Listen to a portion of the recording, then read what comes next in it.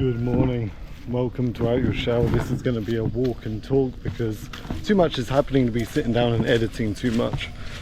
So hope everyone's okay. It's been a while since I've done a video, and normally these videos are me doing something that I want to look back and remember. I do like to look back at a time, especially with bad memory that I've got, and be able to remember a feeling of a moment. So very nice.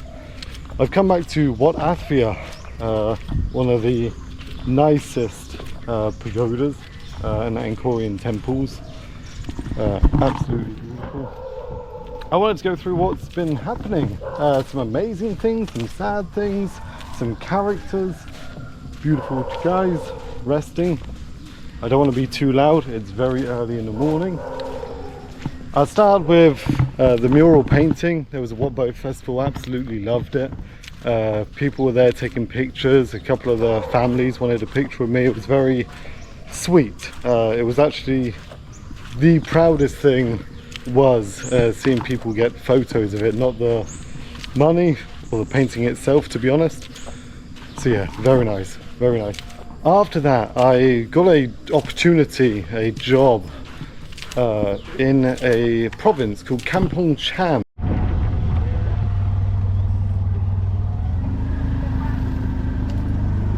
So this resort is very in the rural part amongst nature. Now I'm very humbled and thankful. Oh, we're going up. Oh wow, okay. So I'm very humbled and thankful.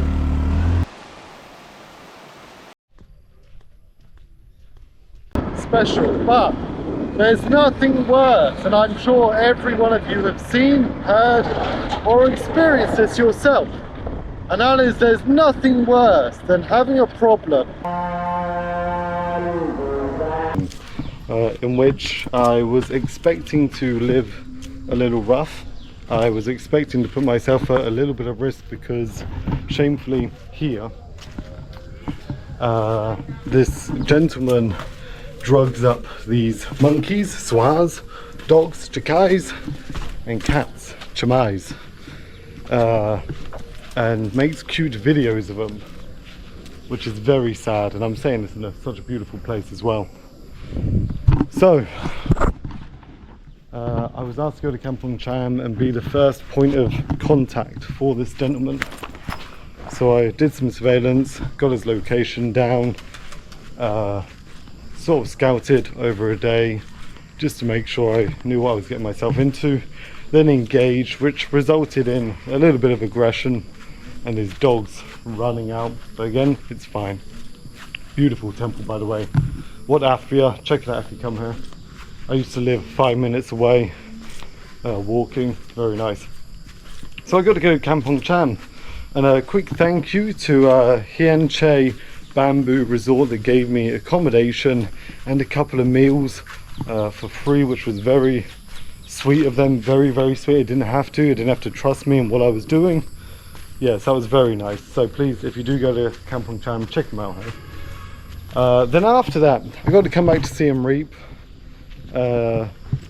And I was asked to do another painting. Now the thing with me in anything artistic, it takes me a while. I'm not a quick drawer, painter, but in Bargo, Siem Reap, a lovely craft beer pub by a very nice guy, Trevor, Hawaiian surfer. I got to do a water buffalo in a rice field. He wanted a very simple color palette, no detail. So I got to do a mural there, so thank you Embargo for that. To be able to create and earn money from it is very good, and just keeping on that creative aspect is there's an amazing villa by a Khmer gentleman who owns a few hotels here. So I'm trying to negotiate, as of recording this, a monthly fee where I could continuously create. So propose an idea, propose a concept, and just do it without having to think of how much to charge for it and so on. So that would be an amazing job. That would be a great job for 3 months of good pay, of good creativity, build up a portfolio of what I can do, not like quick murals, like time taken on stuff like that. So that's very cool.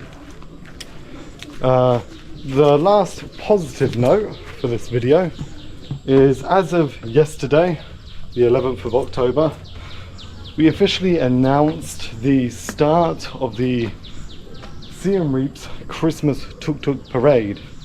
Now, every year for 8 years, 7 years, look at that, nice.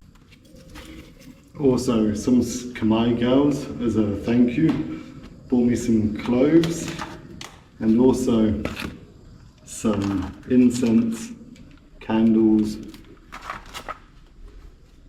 And if you don't know these, this is a chroma, a very distinctive scarf that represents unity amongst Khmer people.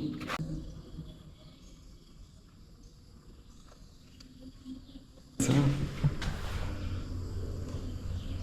very nice.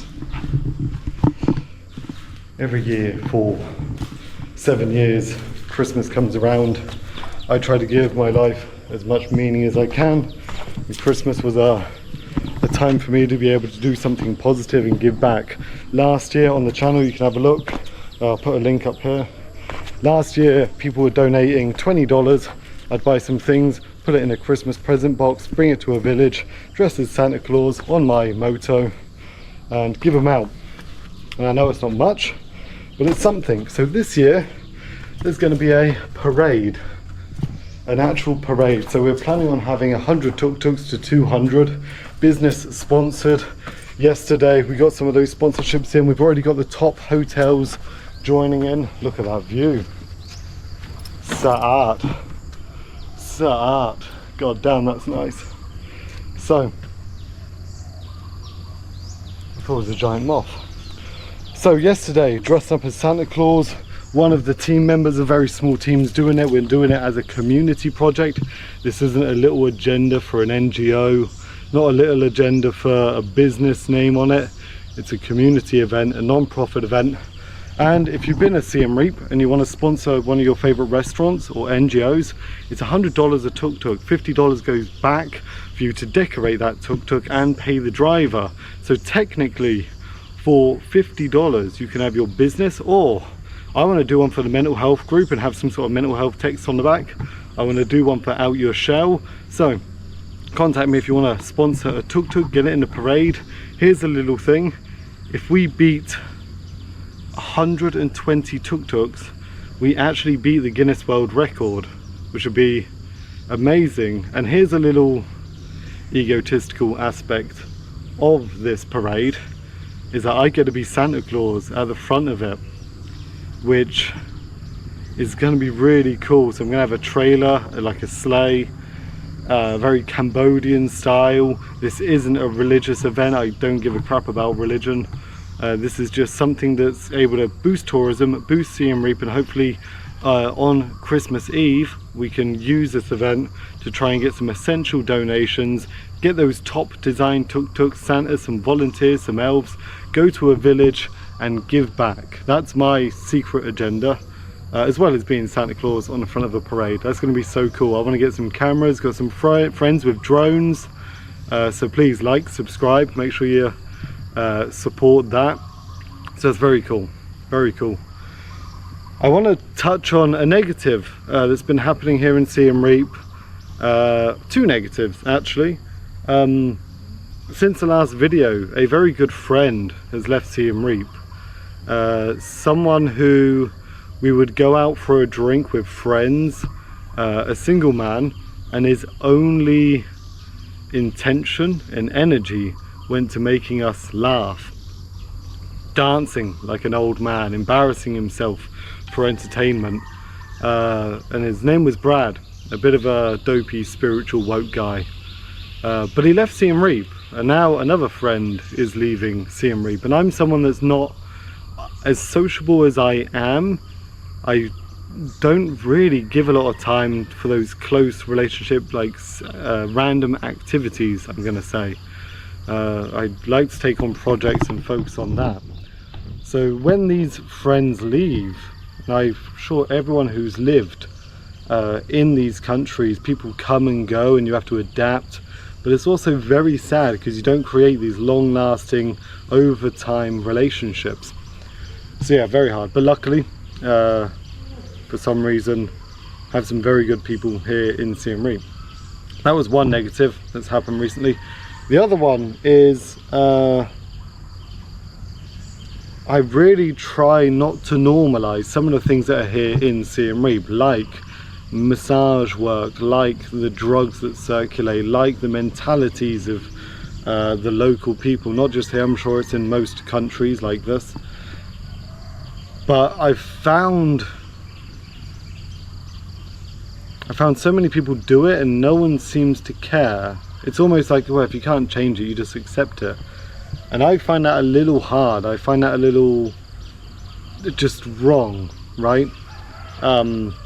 Someone I know of kept referring to these freelance workers who probably don't want to do that job as hookers and prozzies, and you know, terminology that's just not right. And for me, I don't know, it's like you're desensitized to a reality. Like, I've interviewed a couple of street workers, and like some of them come from NGOs, and then when they've left the NGO because they're too old, they don't know what to do, they end up doing this job.